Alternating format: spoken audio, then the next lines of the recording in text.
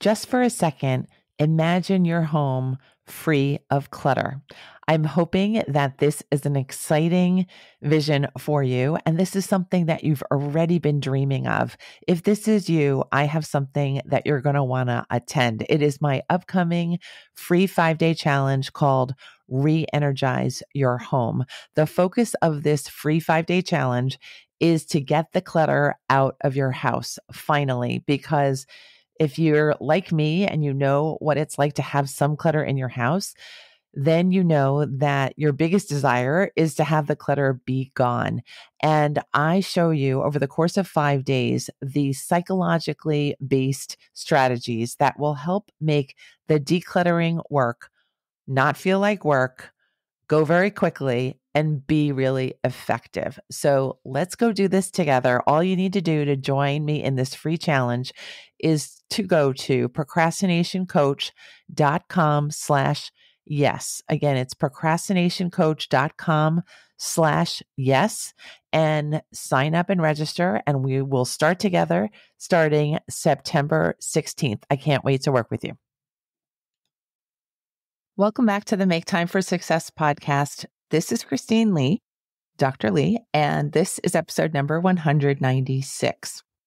Recently, my wonderful friend and the amazing weight loss and weight management coach, whom you've heard on this podcast before, her name is Rita Black.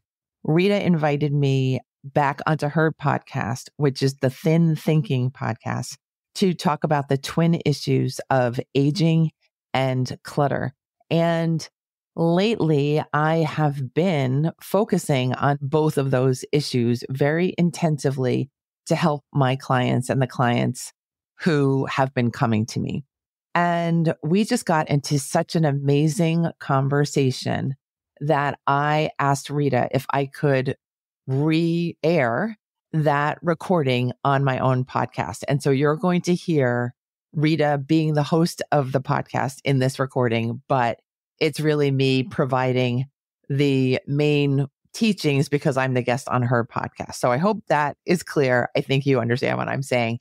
I want to thank Rita for being so generous in doing this interview with me, because it helped me to see that when we are women in midlife, that we are not in a state of decline like many people will make you think, and society will sometimes make you think, but actually it's the reverse. We're in the state of expansion and growth and development. And I came to that realization in the midst of this interview. I want you to hear the entire thing, listen to all the stories that Rita and I share inside this episode, and enjoy the episode.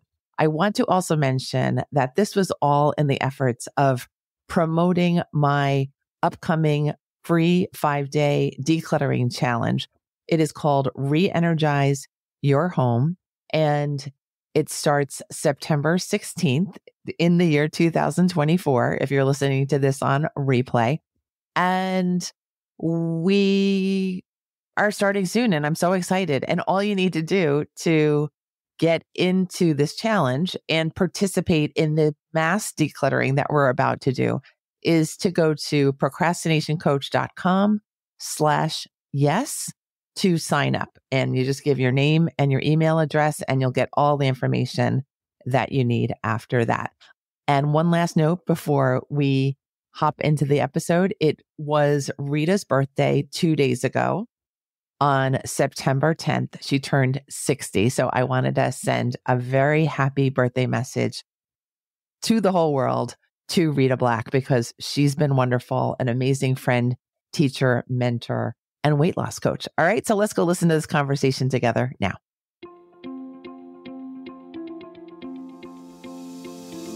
Hi, I'm Dr. Christine Lee, and I'm a psychologist and a procrastination coach. I've helped thousands of people move past procrastination and overwhelm so they could begin working to their potential. In this podcast, you're going to learn powerful strategies for getting your mind, body, and energy to work together so that you can focus on what's really important and accomplish the goals you want to achieve. When you start living within your full power, you're going to see how being productive can be easy and how you can create success on demand. Welcome to the Make Time for Success podcast. Let's welcome Dr. Lee. Hey, Christine, welcome back to the Thin Thinking podcast. Thank you, Rita. So good to be back. So good to talk to you again. You know, you are probably, how many times have we had you on? I think this is your third time, which is really awesome. Third time, lucky. Well, every time we have you on is lucky. Thank you so much. Christine and I were just sitting here talking about aging, of course, which is our topic for the month. And Christine and I think I'm a few years ahead of Christine, but we're both heading into that zone. And we have a lot to talk about. But before we do, I just want Christine to introduce herself to you and just let you know, because Christine does a very special thing for people, and I want her to tell you. Okay. Thanks, Rita. Hi, my friends on the podcast. I love Rita's community, and Rita and I have so enjoyed working together and kind of having clients in common and having so much information to share with each other about the work, about these issues that women face just for being women, and also navigating such complex roles that we do, right? No matter what your age is, being a woman is just an interesting, fascinating, multi-layered situation. And I think when you get into middle age and beyond, I was just talking with Rita about how you have this positive energy of liveliness and vitality and wishes and what you want to build for yourself, coexisting with a lot of negative energy, which can be anything. It could be illness. It could be worries. It could be job stress. It could be family stress. It could be physical clutter. Lots of things that threaten to kind of set you off balance from a healthy, vibrant, positive, self-directed journey forward. And what I do, I'm a psychologist in New York, is basically I enjoy helping people to see what is going on with their habits, their daily and weekly and monthly habits, maybe their life habits. What is going on with those habits that might be holding them back in some way that is familiar, maybe not so adaptive, maybe can be tweaked just from a word or two or a couple sessions so that the person can feel much more themselves, much more like they're ready to go instead of feeling like they're worried about everything. And that is really what lights me up. And this is what I do for my own life. I've been doing this for my own life for several decades. And I've developed all sorts of techniques and philosophies about what helps people to just get going after a period of feeling stuck, even if that period has been many, many years long. I call myself procrastination coach because I spent the first part of my life as a severe procrastinator. And I'm spending the second part of my life trying to help people to really avoid that need to rely on avoidance and maladaptive techniques of coping, like stress, like negativity, like not doing things, like being sedentary, those kinds of things. And we've all been there, both sides, the positive and the negative. So I'm just trying to kind of help everybody to lean a little bit more positively, especially in midlife and beyond, when the stresses are really potent and oftentimes not fully discussed or supported, when there's just a lot of stress around. I think there's a lot of, I see those two lines. I see an age of self-mastery because you're at this age where you've done so much in your life. You have a lot of wisdom and experience, but what isn't mastered really gets in your way, or what is unfulfilled really haunts you. So you have this, confidence, but at the same time, it's kind of dulled by limiting beliefs, limiting habits, like you were saying, and a very loud inner critic that's like, well, you think you're hot stuff, but you haven't done that yet, or you're still doing that, or you never did this. So, it's a time to come to center and really look at everything But what we were going to talk about a little bit, or at least as a diving off point, is clutter. Because I told Christine, I said, I want to tell you the story, Christine. And I said, but I'm going to wait till the podcast microphone is on so I can tell it. So my husband, as many of my listeners have listened for a long enough time, they all know and love my husband because he is a hoarder. Like, he'll bring in stuff. I mean, my house is pretty clear of clutter because I work very hard. Everything goes up into the attic. And so we have been working for a couple of years. I've been talking about this ongoing attic project. My son is home. And so my son was like, I will work with Dad on the attic for a few days. So they went up and they were pulling down books, and my husband's very attached to books and all of his books, but they bring down these big plastic black things. And I'm like, what the heck are these? And these big long cylinder things. And my husband was like, and they're like covered with, I don't know, stuff like dust and cobwebs. And I'm like, are you taking that stuff down the street? And my husband's like, no. I mean, this is our old shelving unit that we for sure, like, don't you think one day we're going to need it again? And I was like, take that down to the street. No. I was like, no, if we need to buy another one, we will. And, you know, he gets this little boy look like, really? I've got to let go of this? And I'm like, yeah, you do.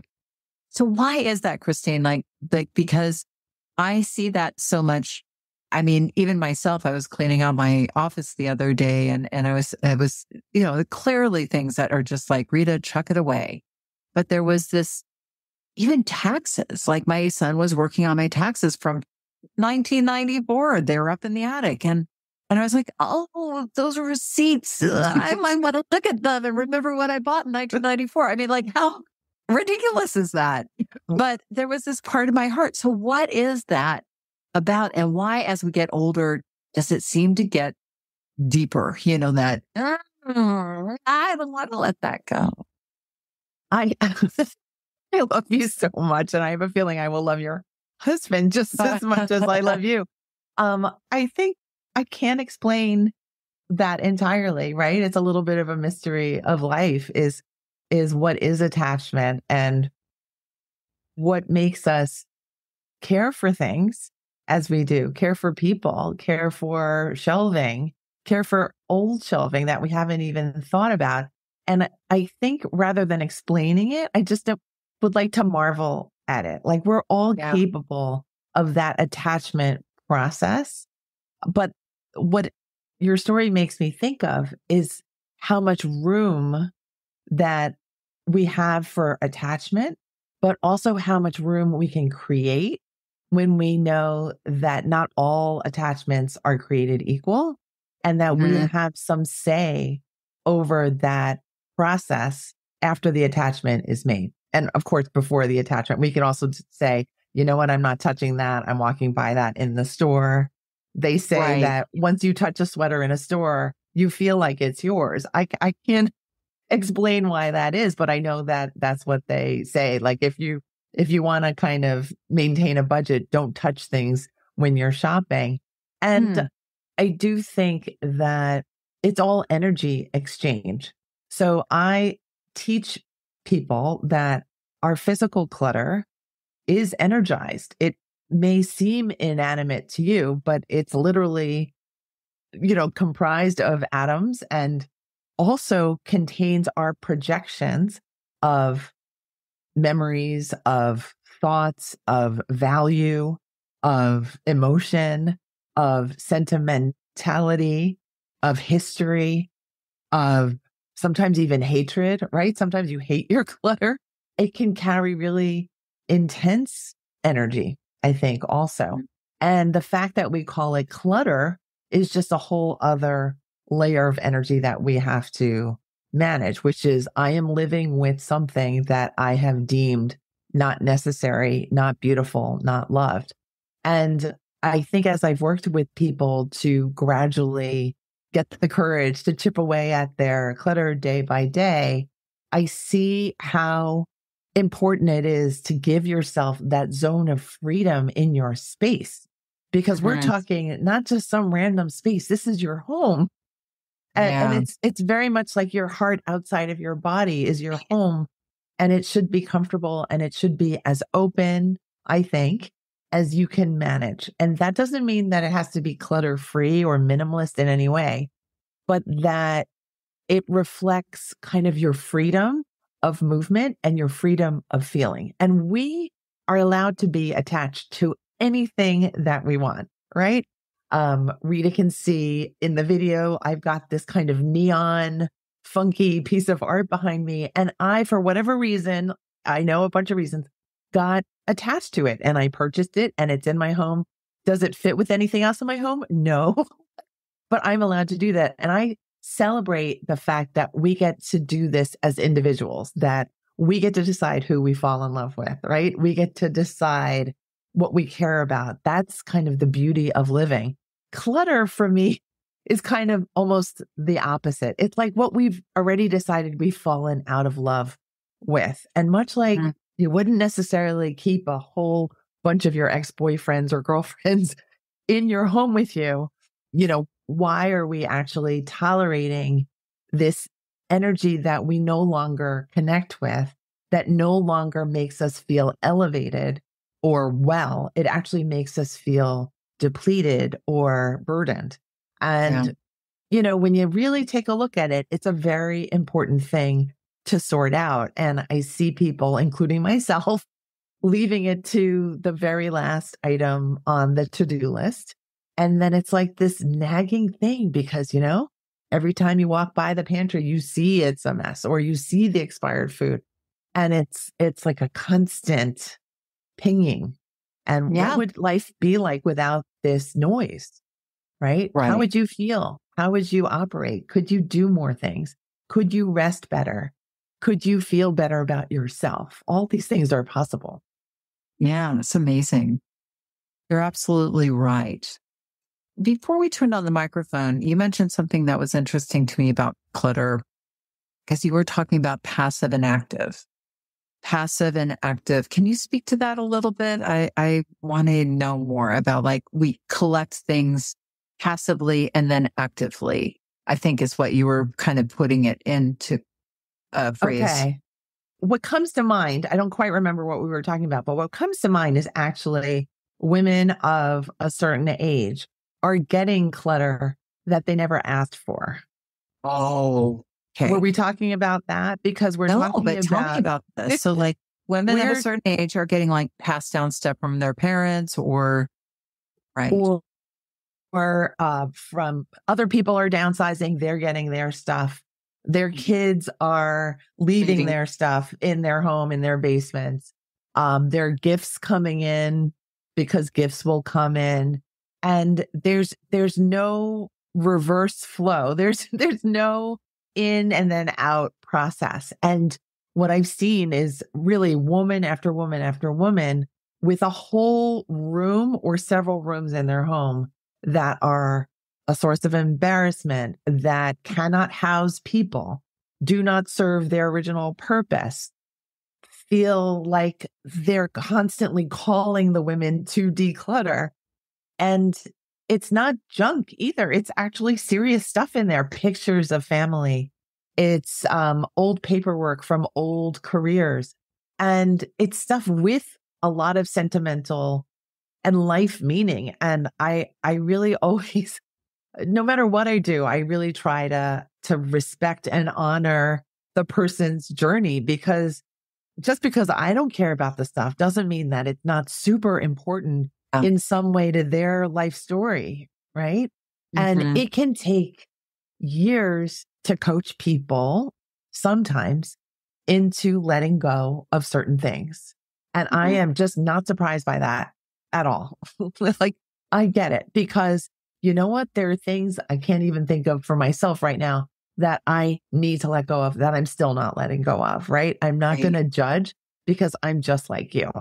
Right. This is why I've proclaimed myself the leader of the declutterers, because I have the same issues. But the difference now is that I'm bringing an energy of no judgment and the promise of freedom afterwards, right? And what we do when we keep our clutter is saying, you know what? My freedom is just not doing it at all, right? I'm choosing the freedom of the short term. I don't have to touch that stuff. I don't have to get my hands dirty. I don't have to waste my time with that pile that I hate, and make those decisions. I mean, because it is tough. It is. It's emotional. And your brain goes into overwhelm. We don't want to feel those feelings. And sometimes we're already overwhelmed even before doing that, right? Mm-hmm. Just regular life, just holding down the job, the fort, the everything is already that. And people are really feeling short on time as well, I think, for a long, long time, right? So, I think clutter is just always going to be a potential issue. But I do think that it's one of the simpler ways that you can make a big difference in your own energy. What I've learned through this process as well is time. If you're not looking at us on video, many of you are not.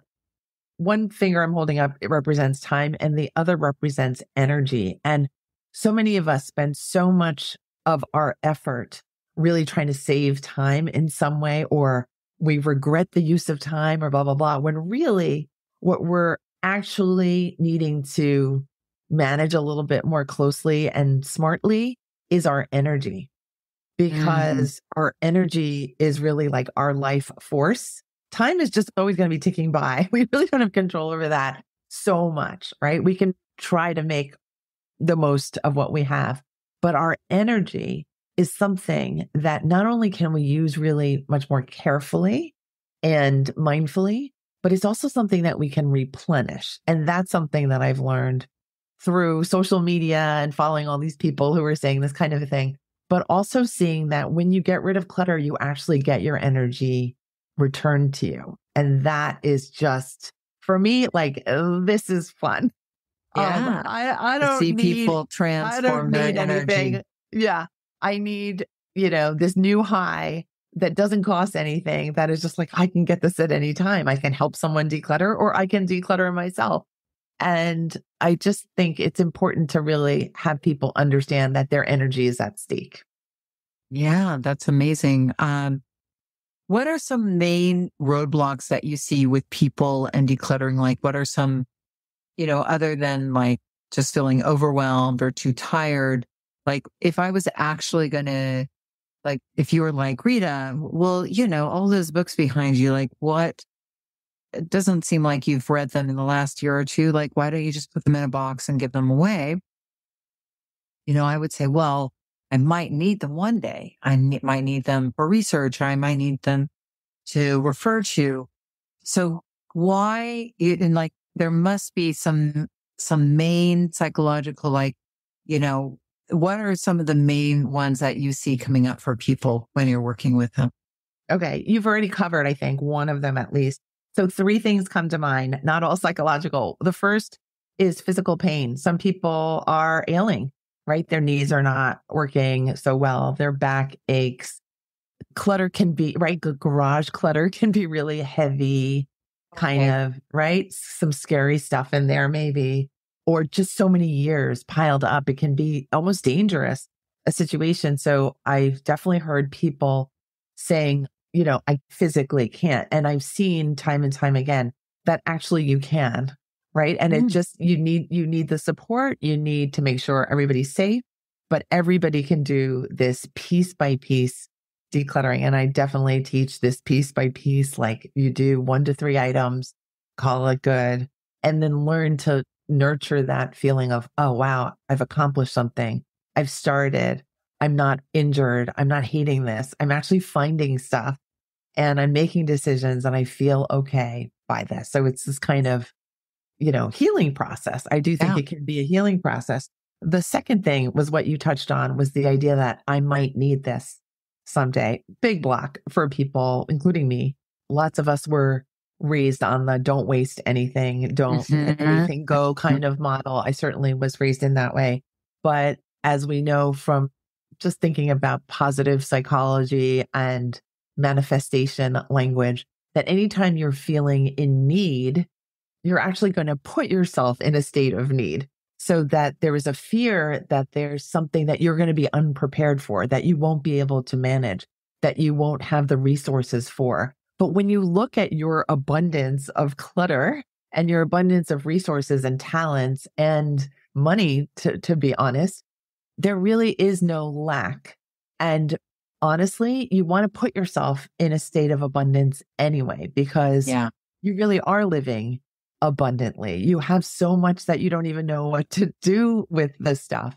And really, what would it be like to not live with that kind of worry anyway? And just like your husband with the shelves, like if he hadn't gone to that space, would he ever have thought about that at all? It's just kind of like we think about it when it's in our presence, but when it's gone, we don't have to think about it anymore. Right. So there's no need. And do people make mistakes in that regard? Sure. Right? Maybe 1 out of 50 times you declutter something and you really, really, really shouldn't have, but you'll survive that too. There is no such, I just think people don't fall into massive calamities because of decluttering. I think the calamity is really just leaving the clutter there to just grow. I think that's the big calamity. Okay. And then the third thing was really the waste issue is hearing that you're doing something wrong. And I think we really just need to flip that whole conversation around and say, like, what is going to serve me at the highest level? And you get to fill in the blank there. But oftentimes it's not keeping this item of clutter. Generally, people know in their, intuitive brain, intuitive voice inside them that it is clutter and that it does need to go, kind of a thing. So we can just rest on that and let everything else work out as it needs to. About objects that certain things that like, for instance, my mother was, who passed in pretty much just 20 years ago, exactly. And when she passed, left pieces of jewelry and little things. And she would have written the best thing about those things. It wasn't the jewelry, but she wrote these little notes that said, this was this, and this was this little, and for me, those notes mean more than the object itself. But what do you do? And I have a set of pans of hers that are still really good.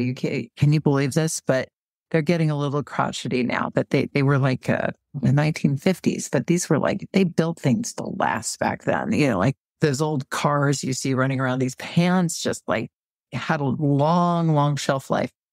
And I think of getting rid of them. And I'm like, but that's my mom. And so in her cookbooks too, like she had these big collection of cookbooks. I haven't looked at them in years. I would never use any of those recipes. They're all like circa 1960s, 70s recipes, right? But like things like that, where you're like, that's represents something to me that is really valuable to me. How do I let that go? Because they take up space and I don't need them anymore. And like the pans are getting now cattery and stuff. I don't need them in my kitchen.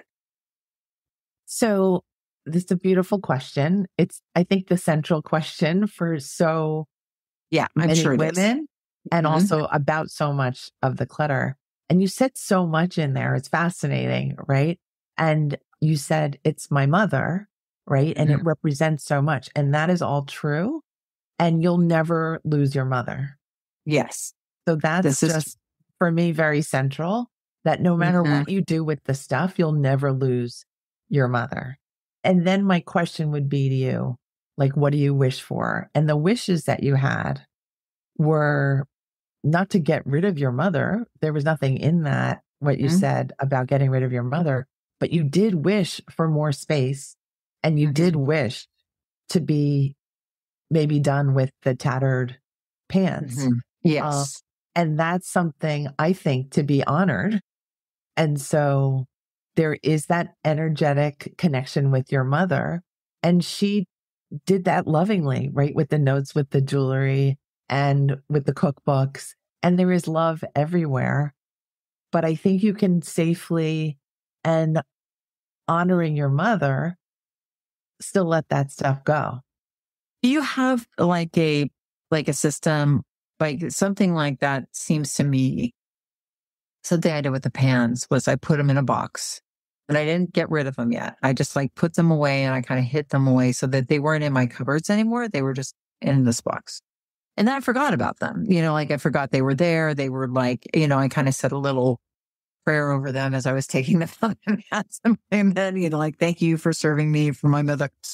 And then, and then I forgot about them and I could move them to, the trash bin. But I had to like kind of know that I was going to be over them before I put them away. They weren't going to serve anybody. I wasn't going to get them away to Goodwill, but they were actually going to bin. So is that part of a process? Like do some people have to do that? Like kind of have to like kind of have a middle zone where you're not getting rid of them yet, but you're like out of sight, out of mind so that you can deneutralize that attachment? I would say yes, based on your story. And also, I'm sure that's true for many. I am thinking that because I help women declutter in the space with other women online, that you can kind of bypass that phase because the energy of people freeing themselves of the stuff they don't need and seeing the effects in other people's lives is really contagious. So when you have to do it on your own, you're going to feel the burden of it much more powerfully, especially if it's this intimate stuff. But it's alleviated when you have the company of other women who are maybe dealing with stuff that is just as sentimental. So, and probably not bypassing the guilt you might feel for giving away something of your mother's or throwing something away that she treasured. Like that, like if you see somebody else doing the same, you're like, oh, okay. Yeah, I get it. I can do that too without the guilt. Cause I think guilt comes into it as well. Does it not? Guilt is everywhere when it comes to clutter, right? Guilt for having it, guilt for not having done away with it, guilt for feeling guilty about your mother's stuff. There's so many different ways. Guilt is tricky that way. But again, once that stuff is out of your home, you no longer have to deal with that kind of energy. And think about what kind of energy do I want my home to be filled with? And does this stuff match that vibe?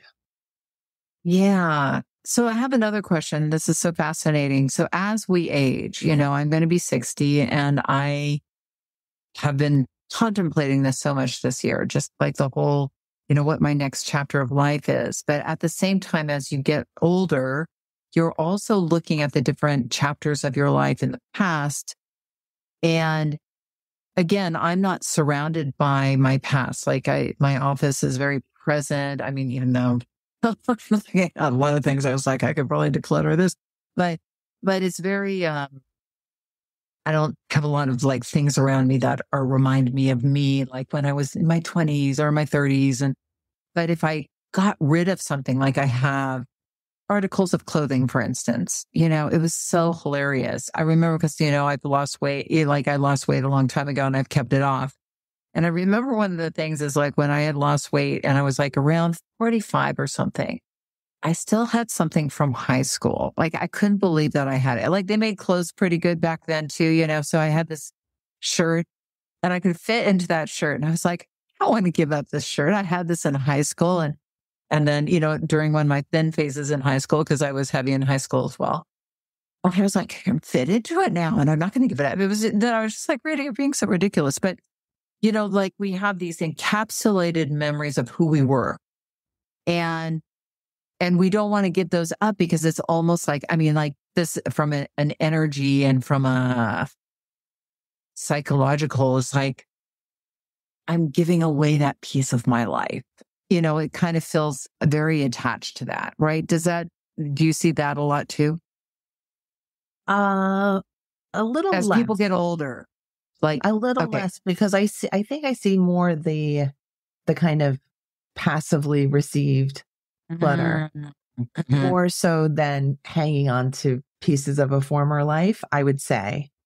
But what you make me think is that this phase of our lives, the post 50 years, is still a developmental phase, right? And so we're still growing and changing, even though parts of society may not see it that way. Yeah.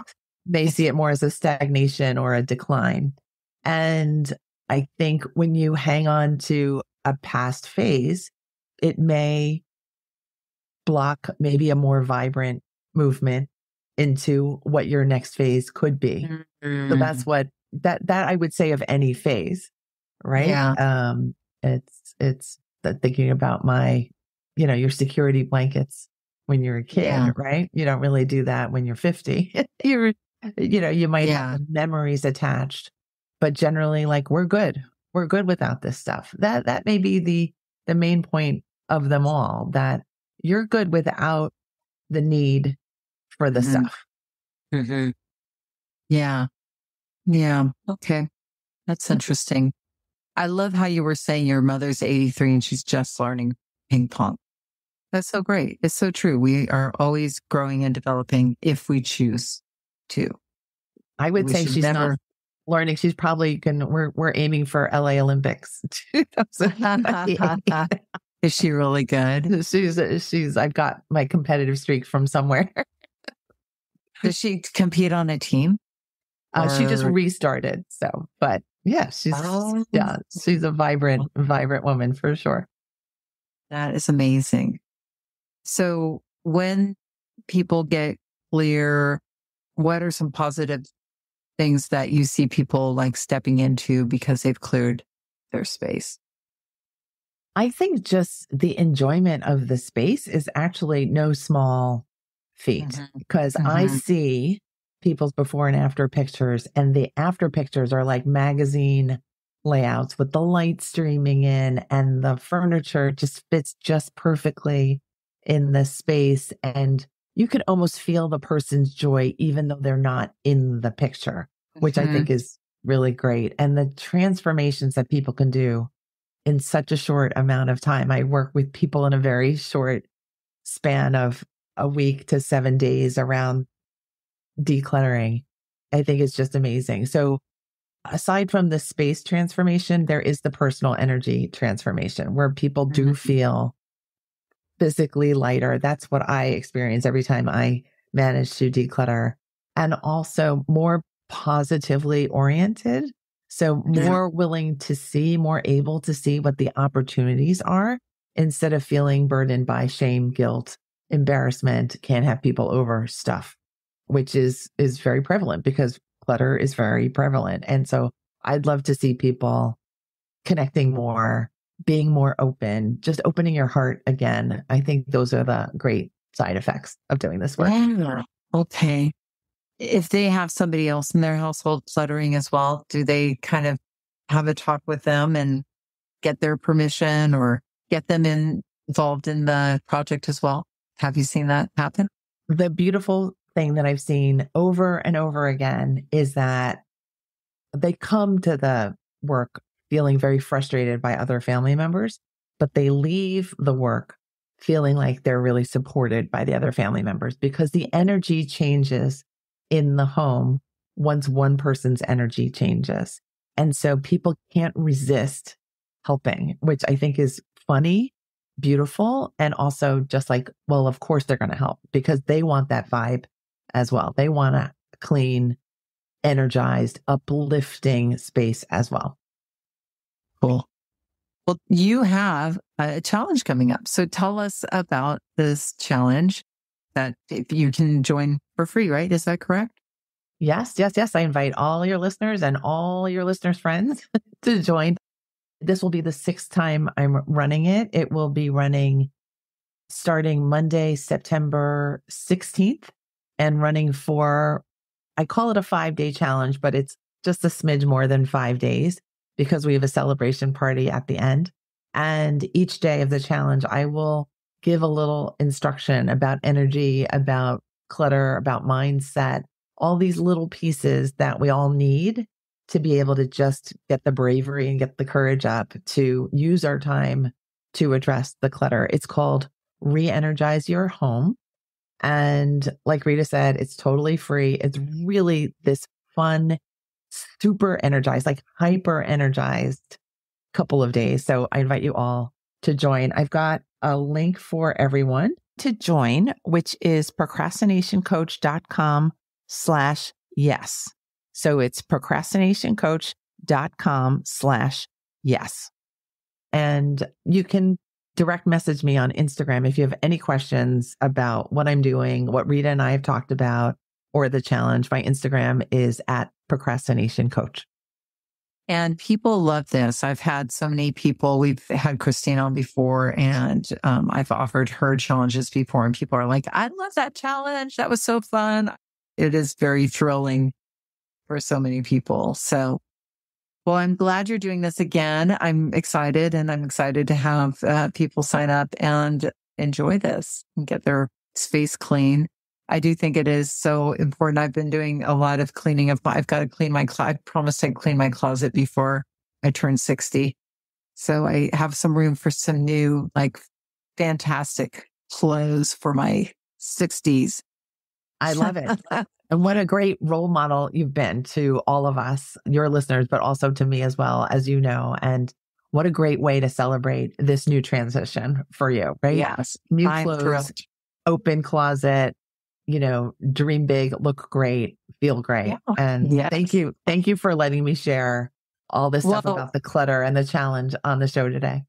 oh, yes. And tell us those links one more time, just in case people didn't hear it. And I will be putting them in the show notes as well. Sure. Thanks. It's procrastinationcoach.com/yes. Awesome. Well, thank you, Dr. Christine. It was great to have you on, and we will have you back again. This was a great topic. Look forward to it. Bye, everyone. Thanks, Rita. Thank you, Dr. Christine. That was amazing. I always love our chats. And don't forget, Dr. Christine has a 5-day challenge starting September 16th and running through the 20th called Re-energize Your Home. It's a 5-day challenge. It's free. Go sign up. The links are in the show notes. Thank you for listening to this episode of the Make Time for Success podcast. If you enjoyed what you've heard, you can subscribe to make sure you get notified of upcoming episodes. You can also visit our website, maketimeforsuccesspodcast.com, for past episodes, show notes, and all the resources we mentioned on the show. Feel free to connect with me over on Instagram too. You can find me there under the name Procrastination Coach. Send me a DM and let me know what your thoughts are about the episodes you've been listening to. And let me know any topics that you might like me to talk about on the show. I'd love to hear all about how you're making time for success. Talk to you soon.